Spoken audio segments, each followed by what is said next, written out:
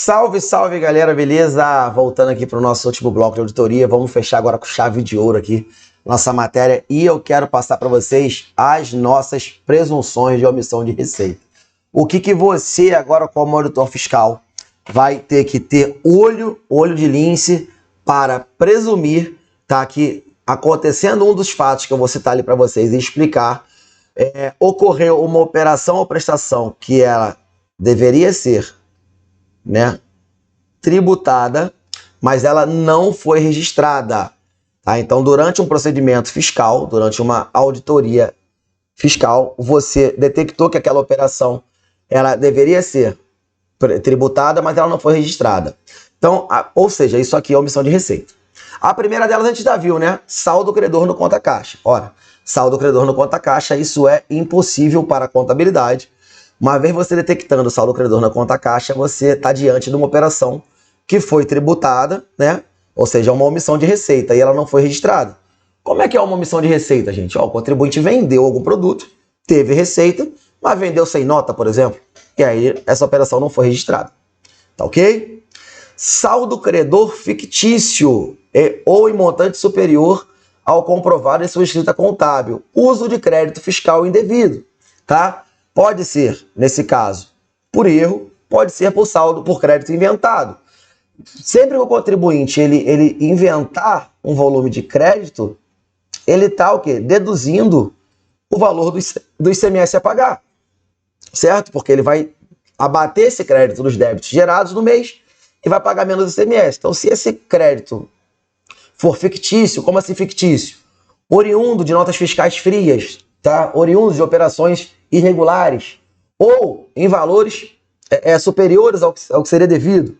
A operação interestadual veio com a alíquota de 7, ele se creditou de 12, né? Aquele produto tem a alíquota de 18, ele se creditou de 20, tá? Isso tudo acontece e você tem que ficar muito esperto, tá? Que essa auditoria na parte de crédito também é bastante cobrada em prova. Beleza?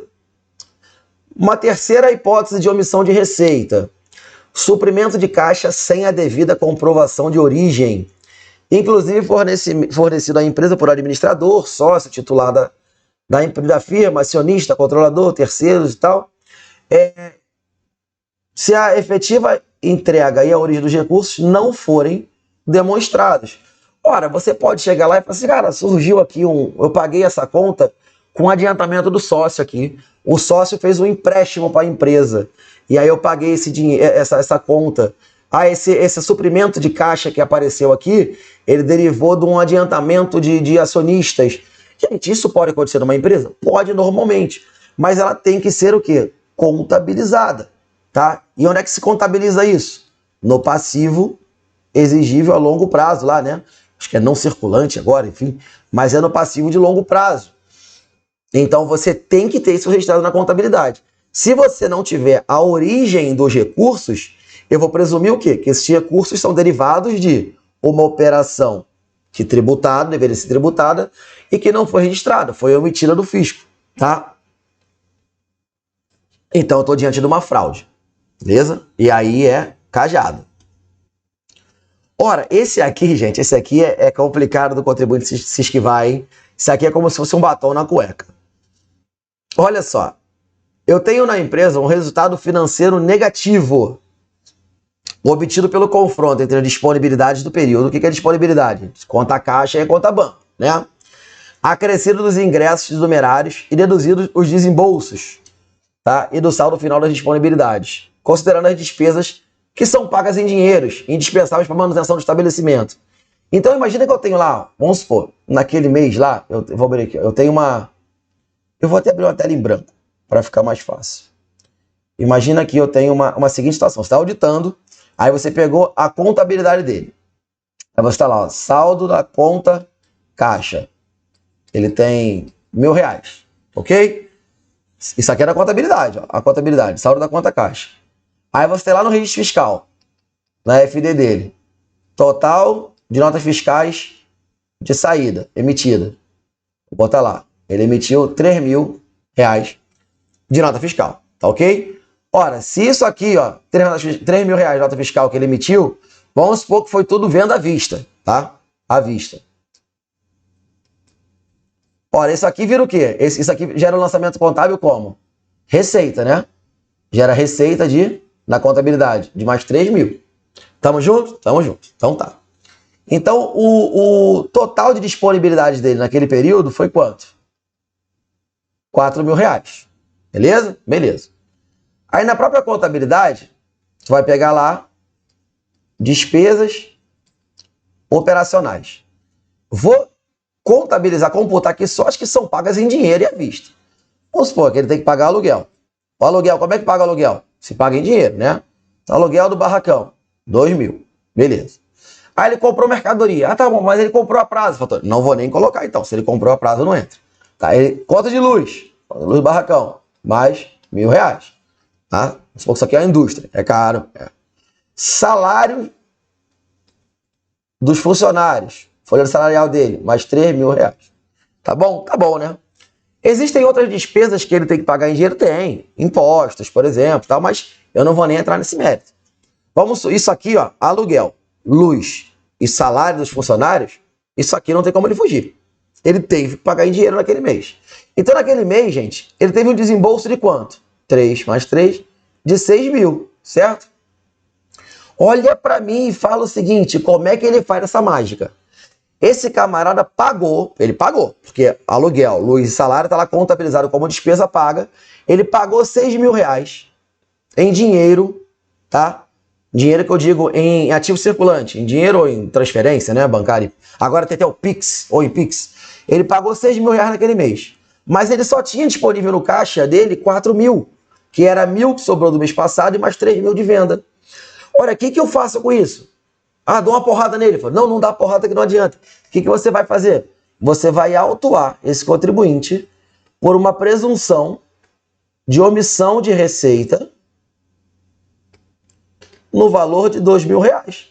No mínimo, até eu que sou bobo, eu vou entender que ele fez o seguinte, que ele vendeu, no mínimo, 2 mil reais em mercadorias sem nota. O que ele praticou?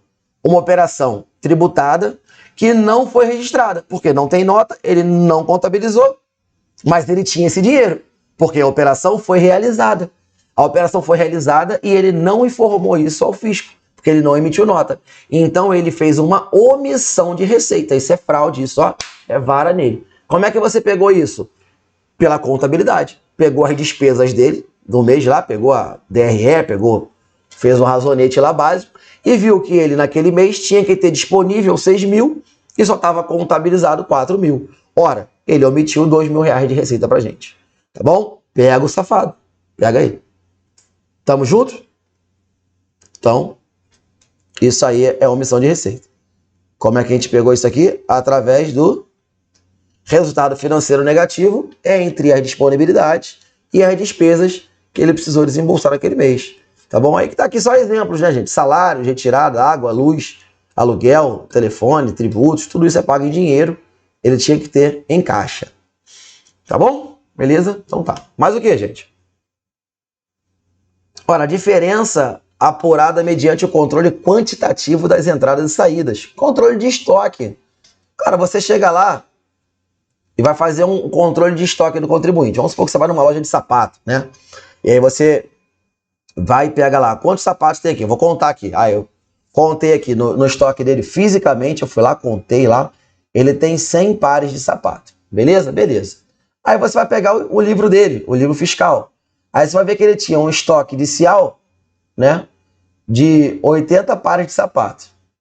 Ora, ele tem notas fiscais de entrada, né, de mais 40 pares de sapato. E tem notas fiscais de saída de 50 pares de sapato.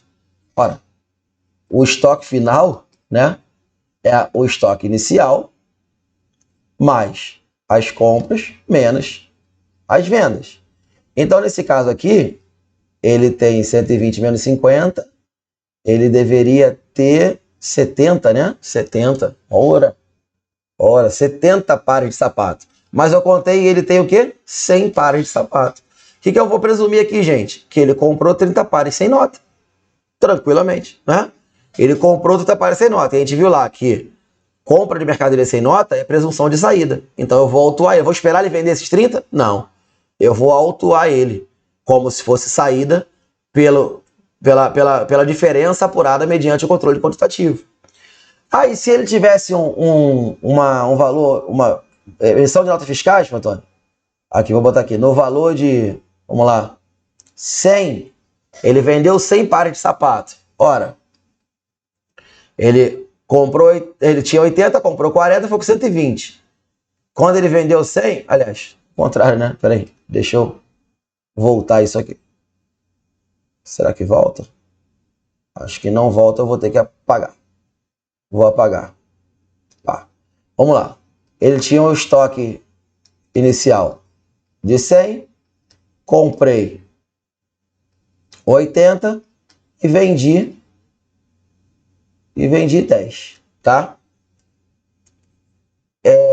Quando eu for fazer o estoque final dele, estoque inicial, mais as compras, menos as vendas. Ora, 180 menos 10 dá 160. Quanto que eu apurei no estoque físico? 100. O que eu tenho aqui então, gente? Ele tem na contabilidade dele, no SPED, 160, mas fisicamente ele só tem 100. Ora, nesse caso aqui, esse camarada já vendeu 60 sem nota, certo? Se ele está contando no estoque 160, mas ele só tem 100, ele vendeu 60 sem nota. Também peguei esse cara no pulo do gato aqui, pelo controle de estoque, beleza? Então, seja estoque a maior ou a menor, eu vou ter presunção de omissão de receita. 6. Ó, valor constante em quaisquer meios de controle de venda. Quando ele fala quaisquer meio de controle de venda, você imagina logo a padaria do seu Manuel, que tem aquele papel de pão lá cortadinho, que ele anota tudo que ele vende. Então, se eu chegar no final do dia, pegar aquele controle do seu Manuel lá, ele vai estar lá, ele faz venda por venda, né? 40, mais 50, mais 100, mais 200, tá?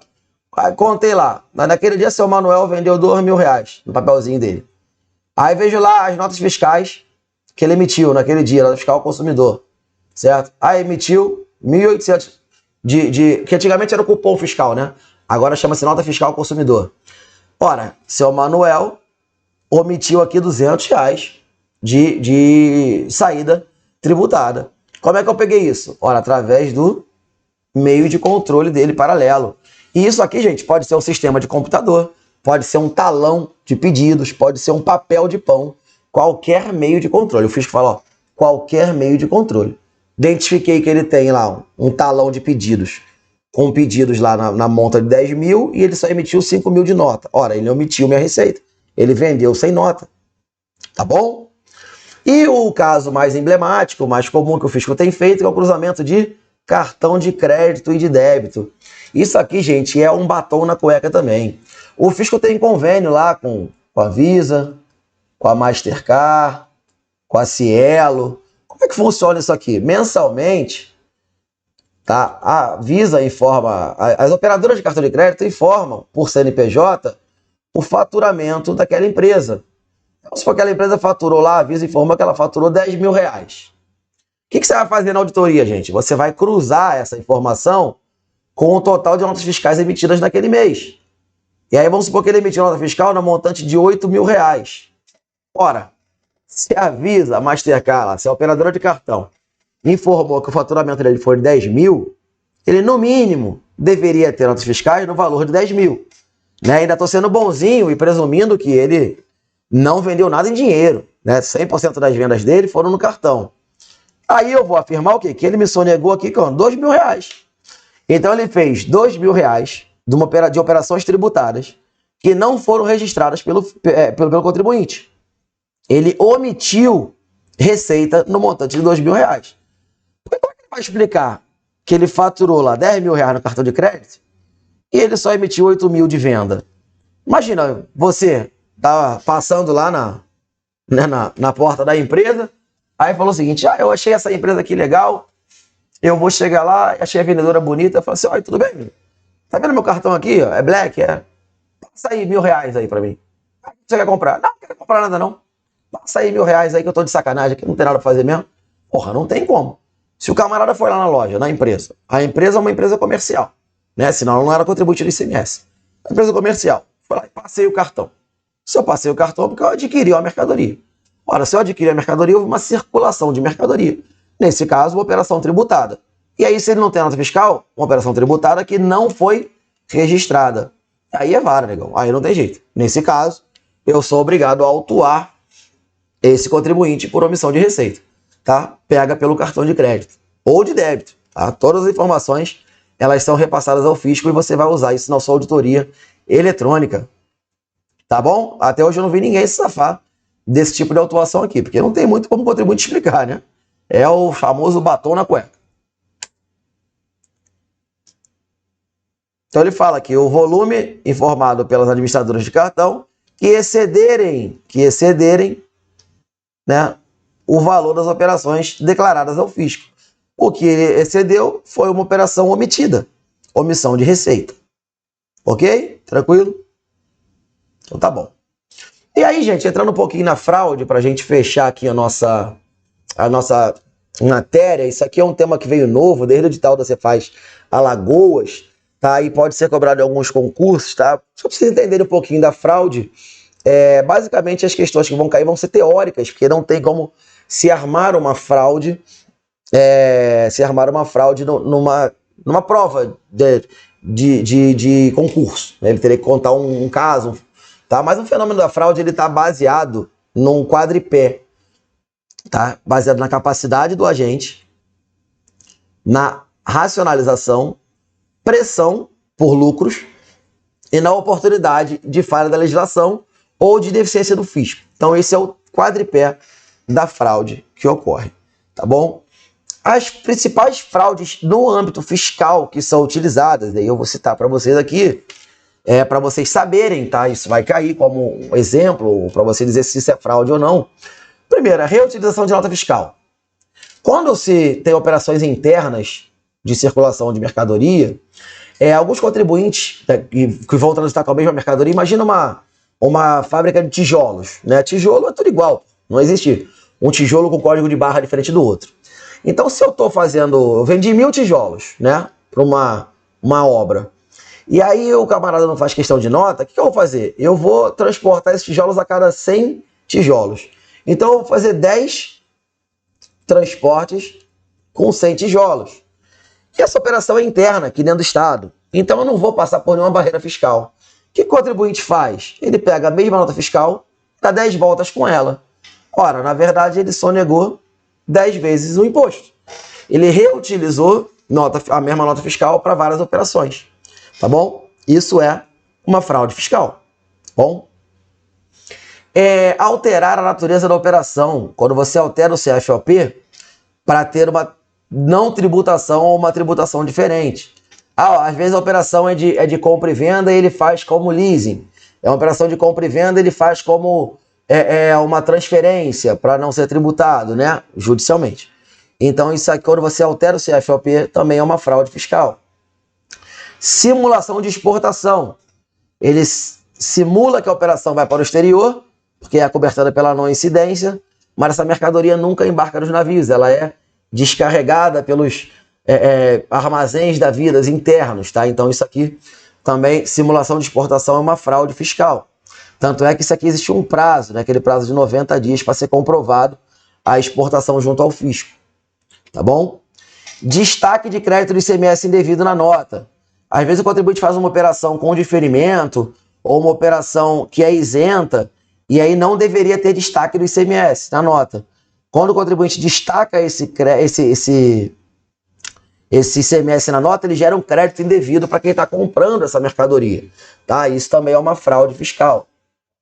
Simulação de saída interestadual na saída interna. Como eu falei para vocês, a saída interestadual, né, via de regra, tem alíquota de 12%. A interna, via de regra, 18%. Então ele fala que a mercadoria vai lá para fora, mas vende aqui dentro. Pega isso na auditoria pelo registro de passagem. Tá? Troca de NCM do produto para pagar menos. Importação, gente, você vai ter estrada. Você estudou comigo a legislação, né? A diferença entre importação por conta e ordem e importação por encomenda, certo?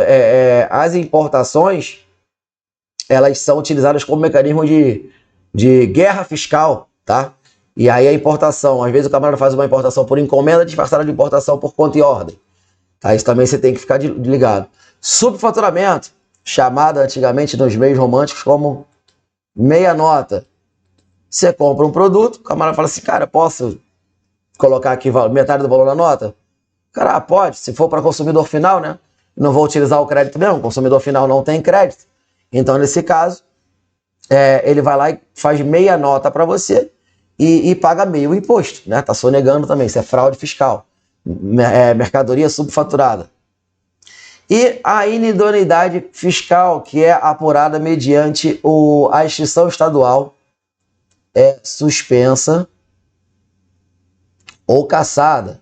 O contribuinte foi cassado, está com a extinção estadual suspensa, tá? O documento fiscal que ele está utilizando é vencido, nota fiscal não autorizada. Tudo isso aqui, gente, se você tem que fazer uma verificação a fundo, você tem que pegar esse documento e namorar ele, ver se tem alguma irregularidade cadastral, se tem alguma irregularidade fiscal, tá? No documento. Então, tudo isso aqui são hipóteses de fraude fiscal que a gente pega no dia a dia, tá? No dia a dia. Isso aqui a questão de prova ele vai te discorrer um caso concreto, basicamente. Depois a gente vai ver nos exercícios, não nesse módulo, mas quando a gente trabalhar exercícios dessa matéria. E aí você vai identificar qual é o tipo de fraude que está sendo utilizada pelo contribuinte. Tá? Aí você identifica ela e marca a resposta certa. Tá bom?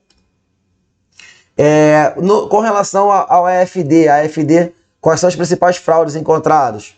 Uso de benefício fiscal indevido. Tá? Então, às vezes, o camarada usa lá uma redução de base de cálculo indevida, uma isenção que não tem para aquele produto. E ele não tem isso na nota fiscal, ele aplica direto na apuração dele. Tá? Principalmente o crédito outorgado, crédito presumido, outorgado, eles não vão em nota fiscal, eles vão direto na apuração do contribuinte. E aí ele usa isso, o contribuinte usa isso lá na FD dele para abater o ICMS devido. Tá? Aproveitamento de crédito devido, quando você escritura um crédito maior. Crédito do ativo permanente, você viu a legislação também que ele só pode ser utilizado em até 48 meses. Tem contribuinte que continua se creditando no ativo permanente além dos 48 meses. E aí, gente, não dá, né? Não dá, você tem que glosar esse crédito. Estouro de estoque. O camarada tem um volume, tá? Volume de saída maior que o volume de entrada. Ou seja, ele vendeu mais do que ele comprou. Como é que ele vende o que ele não tem? Né? Então você tem que ficar ligado também lá no seu SPED fiscal, no seu bloco de controle de estoque. Se não me engano, é o bloco K. Tá bom? Então a fraude fiscal estruturada, gente, aí eu vou tirar os conceitos dela, ela tem natureza penal, né? Isso aqui, várias operações ocorrem junto com o Ministério Público, mais a Delegacia Fazendária, tá? E, óbvio, o fisco estadual. São as grandes operações que vocês veem nas mídias aí, através de mecanismos complexos por organizações criminosas com elevado potencial lesivo. Então a fraude fiscal estruturada ela tem essas características. Mecanismos complexos que visam ludibriar o fisco, feitas por organizações criminosas. Geralmente eu tenho um grupo de contadores, um grupo de empresários, às vezes um grupo de servidores públicos, tá bom? Um grupo de laranjas, um grupo de operadores financeiros. Bom, vídeo Lava Jato aí. A gente tem vários grupos, tá bom? E essas fraudes elas têm um elevado potencial lesivo ao erário.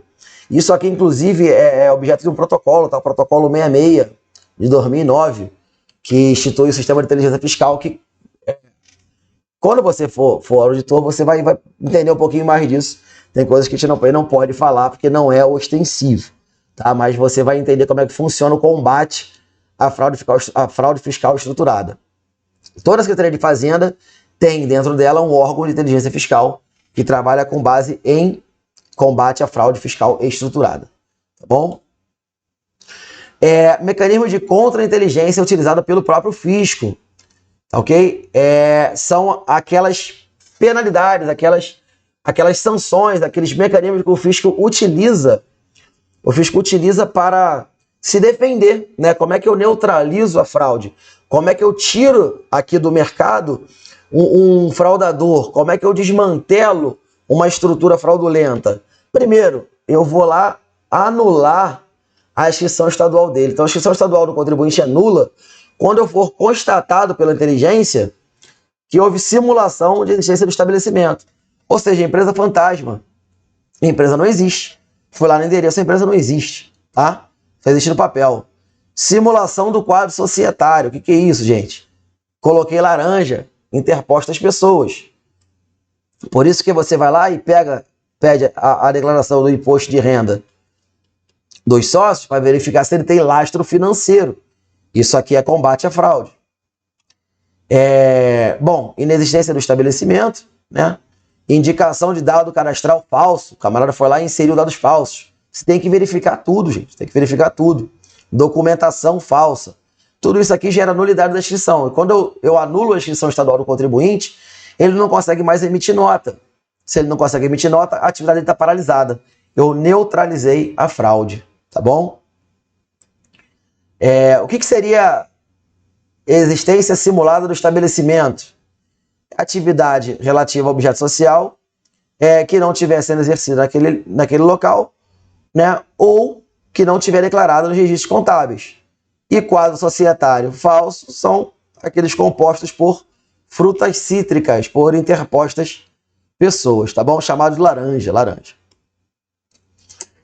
A utilização da escrita contábil como ferramenta nos processos de auditoria fiscal foi aquilo que a gente estava vendo, aquelas presunções, né, de operação tributária que não foi registrada, mas aí aqui eu cito as ferramentas que a gente vai utilizar para fazer aquelas identificações, tá bom?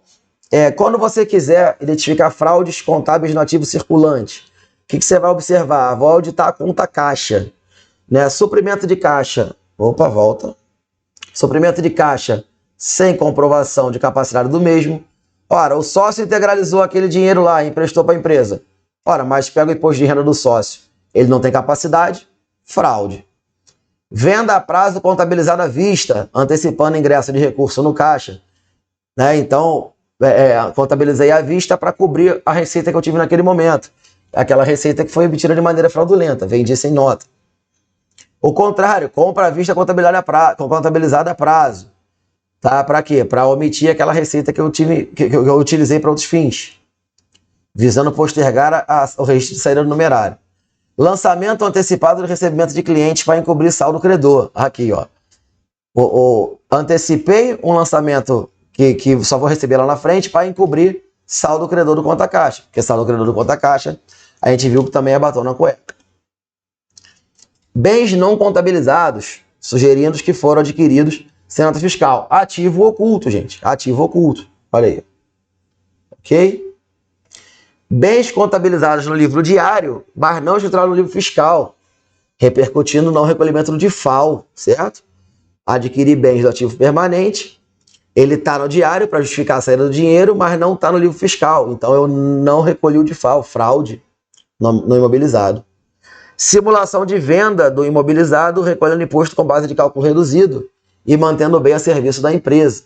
Tá? Existe um convênio ICMS, convênio 52 de 91, que tem a redução de base de cálculo na venda de bens do ativo imobilizado. Então ele utiliza isso aí, mas mantém o bem a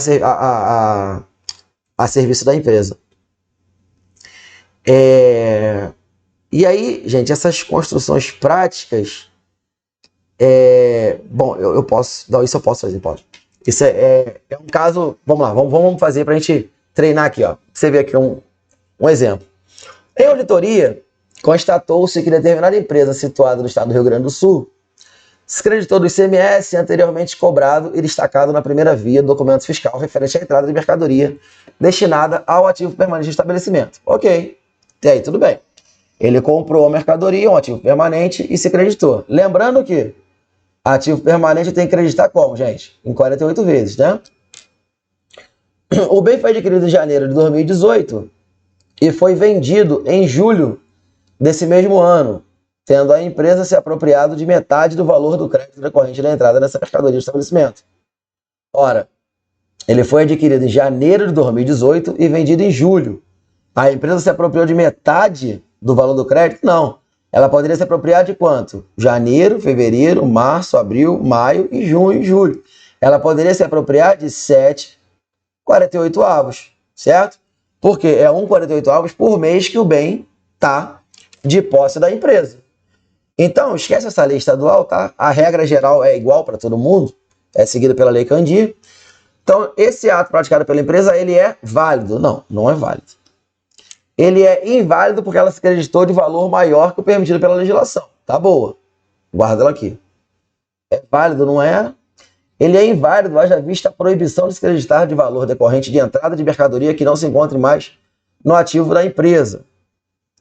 Ora, ele é inválido, haja vista a proibição de se creditar de valor decorrente de entrada de mercadoria. Assim, eu não posso me acreditar do excesso. Enquanto a mercadoria esteve sobre a propriedade da empresa, eu poderia sim. E válido não dá. Então a melhor aqui, ó, a letra D, e é meio confusa, mas a letra B seria a melhor resposta. Por quê? Eu posso afirmar que ela se creditou de um valor maior que o permitido pela legislação. Ela poderia se creditar de 7,48 avos e ela se creditou da metade do imposto. Então, nesse caso, ela se creditou de um valor maior. Foi inválido esse procedimento da empresa. Tá bom? Então, letra B de bola. Deu para entender? Deu para entender? A autuação sobre ele, ok? A autuação. Fraude no passivo circulante, gente. Quanto ao passivo circulante ou não circulante, né, a maioria dos fraudes são relacionados ao passivo fictício. O que eu falei para vocês? Manutenção de obrigação já liquidadas que não foram dadas baixas. Principal ferramenta que se utiliza hoje, simulação de empréstimo. Você pega, vai direto. Quando você vai fazer uma auditoria no passivo circulante, você já vai direto na conta lá de empréstimos e verifica se realmente aquela mercadoria, aquele numerário entrou, não entrou e se ele já foi quitado. Tá? Como é que se faz, gente, essa confirmação? Através da técnica de auditoria chamada circularização. Você vai utilizar a circularização para verificar se esses empréstimos foram quitados ou não, se essas obrigações foram pagas ou não. Tá? Você vai circularizar junto ao credor. Ok? Tamo junto? Então tá. Conta fornecedores. Ó. Como é que você vai fazer a auditoria de conta fornecedores?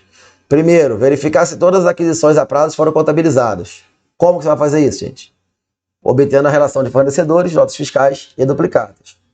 Verificar se as dívidas foram registradas na integralidade, se não tem nenhum passivo oculto, através de circularização.